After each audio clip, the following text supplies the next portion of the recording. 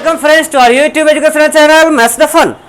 आज हम लोग क्लास 10 के मिशन बीएससीबी के इस क्लास में मिशन बीएससीबी के इस क्लास में एक नए चैप्टर को शुरू करने जा रहे हैं। आज का जो हमारा चैप्टर है इसका नाम है दो चरों में रैखिक समीकरण युग्म। दो चरों में रैखिक समीकरण युग्म या दो चर वाले रैखिक समीकरण युग्म। क्या है टॉपिक का नाम? दो चर वाले रैखिक समीकरण युग्म। अब ये बताइए दो चर वाले रैखिक समीकरण क्या होते हैं और दो चर वाले रैखिक समीकरण युग्म क्या है। क्लास 9th में इसको हम लोगों ने पढ़ा हुआ है। सबसे पहले दो चर वाले रैखिक समीकरण किसे कहते हैं? दो चर वाले रैखिक समीकरण। यहां पे दो चीज है, एक तो है दो चर और दूसरा है रैखिक। इन दो टॉपिक को समझना है। दो चर मतलब टू वेरिएबल, दो चर x y कुछ भी लेंगे, दो चर। रैखिक घात जो होना चाहिए इनका एक, घात कितना होना चाहिए? एक। इसी को हम कहते हैं दो चर वाले रैखिक समीकरण। ax plus by plus c is equal to 0 के रूप के समीकरण को दो चर वाले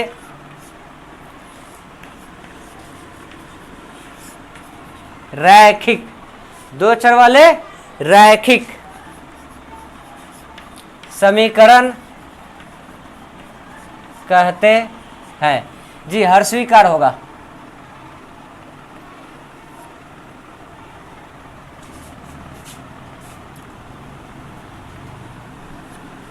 रैखिक समीकरण कहते हैं।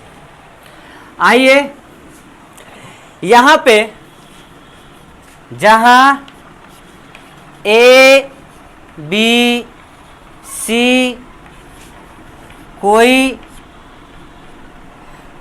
वास्तविक संख्या होगी,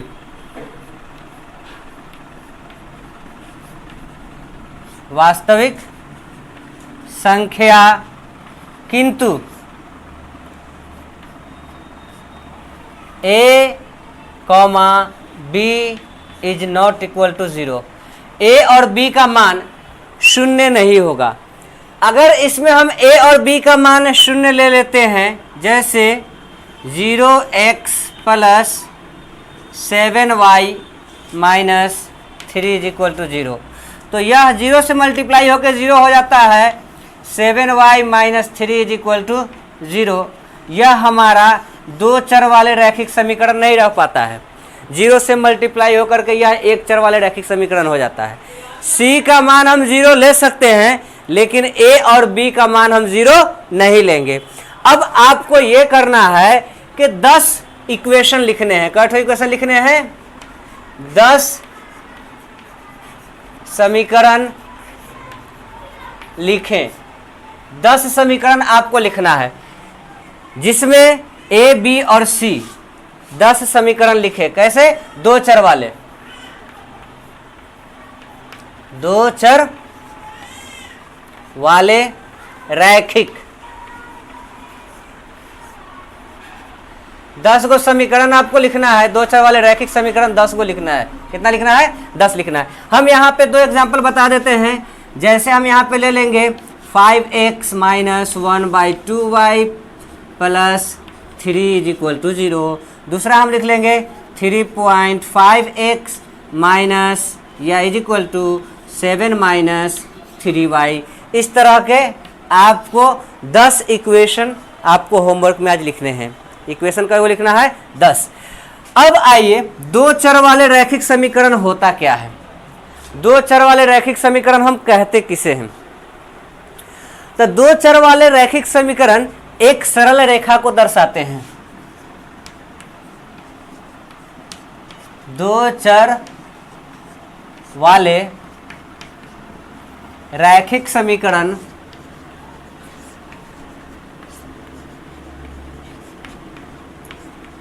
एक रेखा को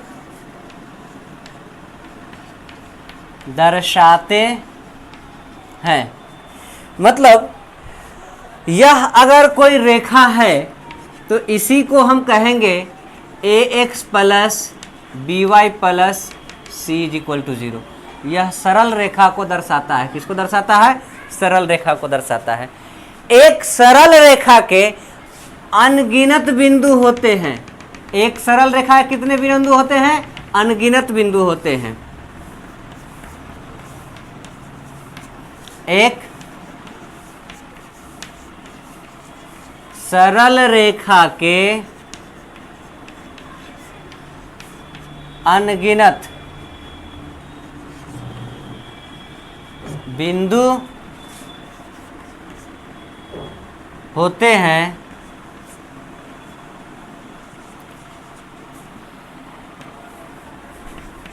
प्रत्येक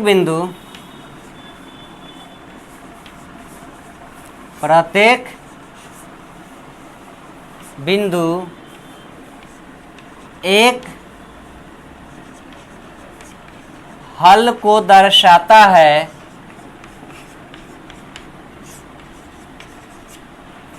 अर्थात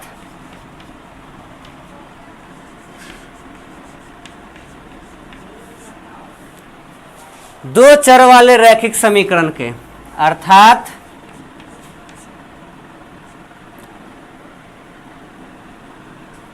दो चर वाले रैखिक समीकरण के अनगिनत हल होंगे। कितने इसके हल होंगे? अनगिनत हल होंगे। क्लियर? मतलब यह सब बिंदु अपने आप में एक पॉइंट है। यह क्या है? जितने पॉइंट है, जितने बिंदु है, वो अपने आप में एक हल है, एक सॉल्यूशन है इक्वेशन का। जैसे अगर हम इसको किसी चतुर्थांश में या किसी कार्टेशियन प्लेन में, किसी कार्टेशियन प्लेन पे इसे हम देखते हैं, यह हमारा रेखाखंड हुआ, तो इस बिंदु के लिए यहाँ पे x का रीडिंग और इसका y का रीडिंग अलग होगा। इस बिंदु के लिए x का रीडिंग अलग होगा और y का रीडिंग अलग होगा। हर एक बिंदु अपने आप में अलग अलग एक इंडिविजुअल अपना सॉल्यूशन रखता है। हर सॉल्यूशन हर बिंदु के लिए अलग अलग आएगा। तो हम कह सकते हैं कि दो चर वाले रैखिक समीकरण के अनगिनत हल होते हैं, इनफाइनाइट हल होते हैं। क्लियर? नोट कीजिए इसे। अभी हम लोगों ने देखा दो चर वाले रैखिक समीकरण। अब हम देखने जा रहे हैं दो चर वाले रैखिक समीकरण युग्म। समीकरण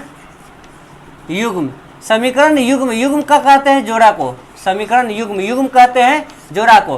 pair of linear equation in two variable. जी हाँ, अब यहां पे हमने बताया कि एक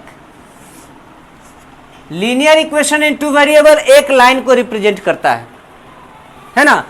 अगर हम यहाँ पे दो लाइन की बात करें, कितने लाइन की बात करें? दो लाइन की बात करें। मान लिया कि यह हमारा a1x plus b1y plus c1 is equal to 0 है, और ये हमारा a2x plus b2y plus c2 is equal to 0 है। यह दो लाइन आपस में क्या समीकरण युग्म कहलाए? दो समीकरण युग्म ये कहलाए। दो समीकरण युग्म के कुल 3 अननोन क्रिया होती हैं। 3 इंटरेक्शंस होते हैं। इन 3 इंटरेक्शन में पहला चीज ये होता है कि यह दोनों प्रतिच्छेदी होंगी। क्या होंगी? प्रतिच्छेदी होंगी। ये बताने से पहले मैं एक चीज आपको बता दूं, ए और बी दिशा निर्धारण के लिए, क्या चीज? ए तथा बी, गौर से देखिए, ये आपको कहीं नहीं मिलेगा। ए तथा बी दिशा निर्धारण के लिए, किसके लिए? दिशा निर्धारण के लिए।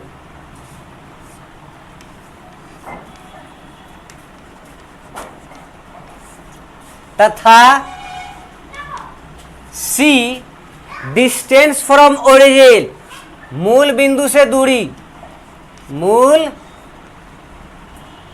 बिंदु से दूरी के लिए, मूल बिंदु से दूरी के लिए होता है। अब यहां पे देखिए, ये अन्योन्य क्रिया अगर होंगी 2 लाइन के, तो इन 2 लाइन में यहां क्या होगा? यह हम ले लेते हैं a1x plus b1y plus c1 is equal to 0, और ये हो गया a2x plus b2y plus c2 is equal to 0। ये 2 इक्वेशन हो गए। ये दोनों इक्वेशन, ये 2 लाइन एक दूसरे में सिंगल पॉइंट पे काटेंगे, मतलब प्रतिच्छेदी हो सकते हैं। क्या हो सकते हैं? प्रतिच्छेदी होंगे। 1 पॉइंट कॉमन, एक उभयनिष्ठ बिंदु होगा। 1 पॉइंट कॉमन, एक बिंदु उभयनिष्ठ होगा,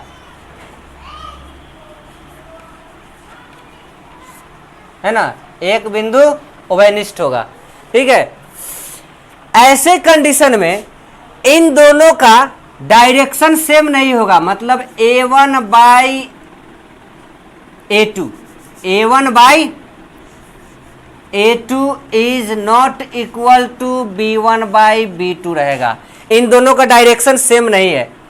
डायरेक्शन सेम नहीं होने के लिए a1 by a2 is not equal to b1 by b2। दोनों लाइन जब अलग अलग डायरेक्शन में होगी, जब सेम डायरेक्शन में होगी तो या तो ऐसे हो जाएगी सेम डायरेक्शन, या तो फिर एक दूसरे पे ओवरलैप कर जाएगी सेम डायरेक्शन। लेकिन यहाँ पे दोनों का डायरेक्शन अलग अलग है। जब डायरेक्शन अलग अलग है तो डायरेक्शन के लिए जिम्मेदार कौन कौन होता है? ए तथा बी। और ए और बी का जब रेशियो सेम नहीं होगा तो इसका डायरेक्शन भी सेम नहीं होगा। अब इसमें एक दूसरा बिंदु आता है जहां इन दोनों का डायरेक्शन सेम होता है। क्या होता है? डायरेक्शन सेम होता है, लेकिन इनका मूल बिंदु से दूरी अलग अलग होती है। जैसे a1x plus b1y plus c1 equal to 0, फिर a2x plus b2y plus c2 equal to 0। यहाँ पे देखिए आप क्या हो रहा है कि मूल बिंदु अगर यहाँ है तो यहाँ से इसकी दूरी दूसरी है, इसकी दूरी दूसरी है, लेकिन दोनों का डायरेक्शन सेम है। ऐसे में कोई बिंदु भी समानांतर हो जाएगी। ये क्या हो जाएगी? समानांतर हो जाएगी। और समानांतर होने में कोई बिंदु कॉमन नहीं होगा, कोई भी बिंदु उभयनिष्ठ नहीं होगा, उभयनिष्ठ नहीं होगा। इसी को सर्वनिष्ठ भी कहते हैं, कॉमन भी कहते हैं, है ना। अब इसमें डायरेक्शन दोनों का सेम है, मतलब a1 by a2, a1 by a2 is equals to b1 by b2 है। डायरेक्शन दोनों का सेम है, लेकिन यहाँ पे c1 बाई c2 इक्वल नहीं होगा, c1 बाई c2 ये बराबर नहीं होगा। डिस्टेंस अलग अलग है, इसीलिए दोनों समानांतर हो गया, एक दूसरे को ओवरलैप नहीं किया। अब जब हम इसके तीसरे प्रकार पे आते हैं, ग में इसको ओवरलैप करते हैं समपाती। हिंदी में क्या इस्तेमाल करते हैं? समपाती। एक ही पथ पे चलने वाला है ना, मतलब यहां से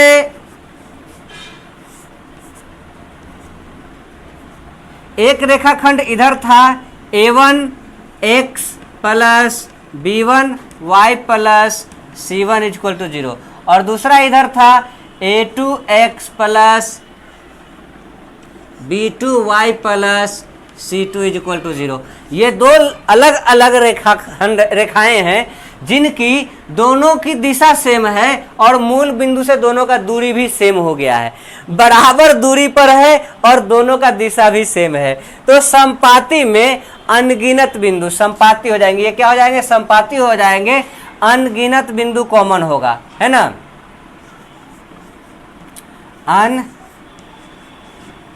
अनगिनत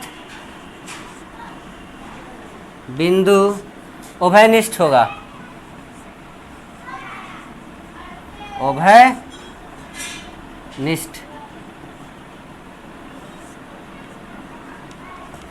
होगा, अनगिनत बिंदु उभयनिष्ठ होगा।